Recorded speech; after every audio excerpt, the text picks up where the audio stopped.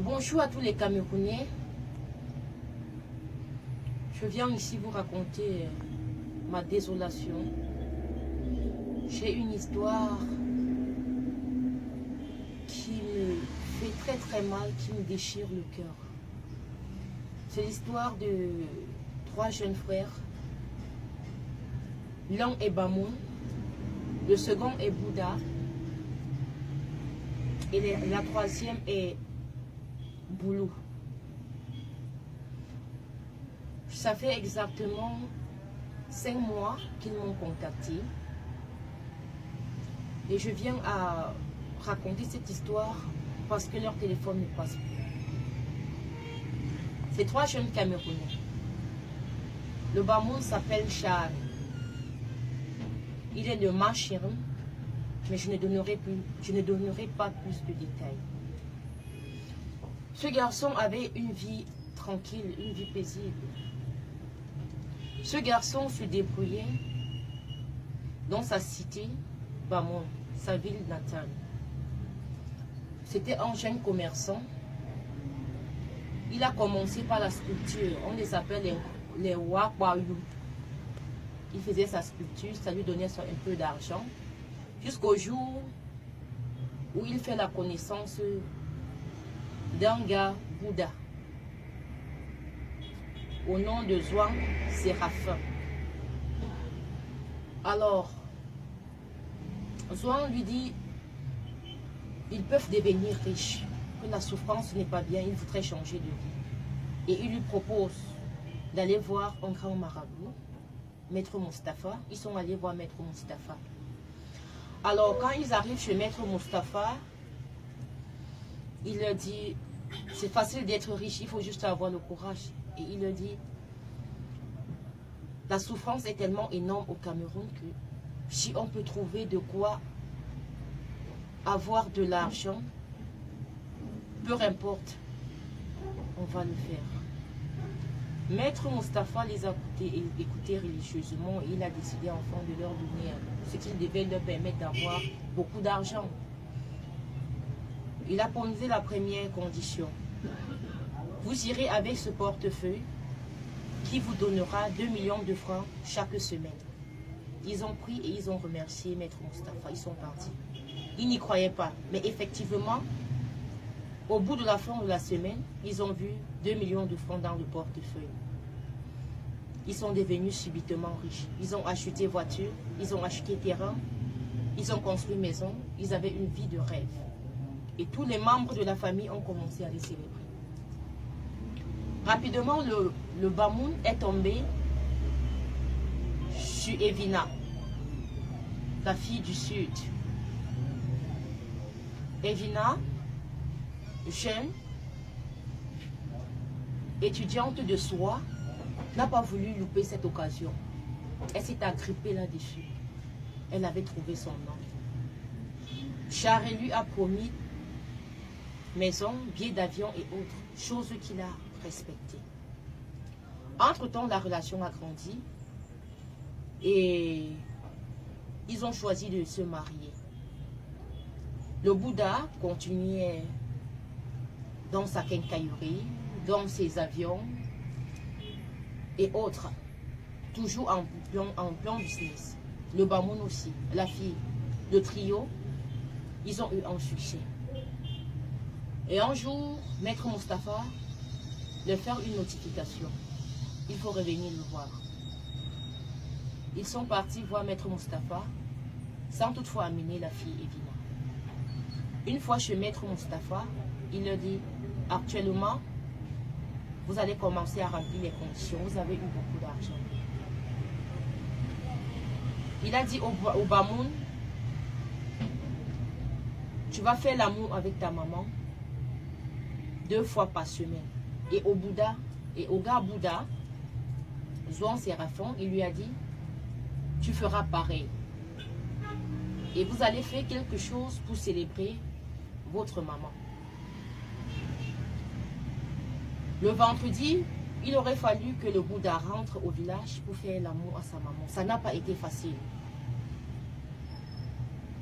Il était obligé, il s'est vu obligé d'expliquer à sa maman. Sa maman a dit elle ne pourra pas laisser son fils mourir. Elle préfère remplir la condition pour que son fils vive. Donc, elle est entrée faire l'amour avec sa maman pour sauver la vie de son fils. Ça, c'était la première fois. Le gars Bamoun est parti au village. Il était obligé de séquestrer sa maman pour pouvoir lui faire l'amour afin de ne pas mourir. Et quand il a fait la première fois, sa maman au début déçue, mais à la fin, comme le gars me raconte, elle a dit, ça n'a enlevé rien en moi, donc je peux supporter. On a offert, le fils a offert la voiture à maman, une vie de rêve, de luxe et autres. C'est pourquoi, sur sa voiture, Charé a écrit « Merci maman ». Quand tu vois sur la voiture de Charé « Merci maman », il remercie maman de lui avoir offert son corps pour qu'il puisse vivre. Je suis blessée. Combien de temps devons-nous faire ces choses ignobles à nos mamans qui nous ont mis au monde? Comment est-ce qu'un fils peut déshabiller sa propre maman pour assoupir ses désirs? Comment un fils peut-il déshonorer sa maman, désacraliser sa maman, juste pour avoir un peu d'argent? La deuxième fois, le gars Bouddha est rentré pour faire l'amour à sa mère et son frère l'a surpris. Quand son frère s'est saisi d'une machette pour pouvoir en découdre avec lui, c'est la maman qui a dit stop, ne tue pas mon fils. S'il est sorti par là, il peut rentrer à l'intérieur et ça ne fera rien. Quelle perdition! Quelle perdition! Ça nous apporte quoi de détruire ce monde? Qu'est-ce qu'on enseigne à nos jeunes frères? La valeur n'a plus sa place dans notre société. Je ne vais pas dire que tous les Bouddhas le font. Je ne vais pas dire que tous les Bamoun le font. Je ne vais pas dire que c'est tous les Boulous qui le font à cause des Vina, à cause de Charé ou de Zoa. Je veux dire, dans chaque région, il y a un Camerounais qui a vendu son âme au diable pour de l'argent. Je continue l'histoire. Alors, ils l'ont fait, ils ont amassé beaucoup d'argent et ils se sont retrouvés du côté de Dubaï. Une fois à Dubaï, les données ont changé avec Maître Mustapha. Il leur demande de manger la chair humaine et qu'ils devraient manger la chair humaine une fois par semaine et manger ce qu'ils défèquent dans leur sel, leur caca, pour plus de précision pour ceux qui ne comprennent pas, tous les jeudis à minuit. Ils n'ont pas pu respecter la première condition. Maître Mustapha a changé. La deuxième, il a dit, vous allez faire l'amour au cimetière à 12h pile, tous les lundis. Chose qu'ils n'ont pas pu respecter. Donc, quand mon ami Charé m'a appelé, c'était pour que j'interpelle les uns et les autres à ne plus tomber dans ce piège. Actuellement, leur numéro ne passe pas. Je ne sais pas s'ils sont morts ou ils sont toujours vivants. Mais je demande vivement à tout le monde d'avoir la main sur le cœur, d'écouter la voix de Dieu, d'écouter souvent les parents. Ne pas regarder la richesse des uns et des autres. Vous ne savez pas quel sacrifice ils ont fait pour atteindre ce niveau. Et l'argent ne se gagne pas au prix d'un jeu de cartes. Pour avoir de l'argent, il faut racler la sueur. Il faut travailler dur. Le gain facile n'existe pas sur terre. Ça n'existe nulle part. Même au Paris Foot, il y a un prix. Vous partez travailler dur pour venir investir pour le blanc. Non, l'argent se gagne à la sueur du front. Même celles qui vendent ce qu'on appelle communément piment, c'est à la sueur de leur fesse qu'elles gagnent cet argent. Comment quelqu'un pourra vous dire que il va s'asseoir et vous donner de l'argent facile? Grand maître du Bénin, grand maître de Cécile. Pourquoi ne pas créer la banque magique de l'Afrique centrale et nous sortir de ce pétrin? Pourquoi nous souffrons tant alors qu'ils ont tout ce pouvoir? Ils ont ce pouvoir magique.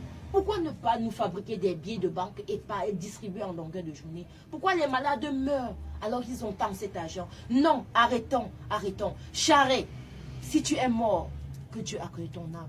Evina, si tu ne vis plus, que ta famille te pleure en paix. Soit, si tu es mort, vraiment que Dieu te pardonne. Ma chère Evina, petite sœur, tu n'aurais pas pu accepter ce genre de fausses choses. Ça ne sert à rien. Je suis navrée. C'est une histoire vraie.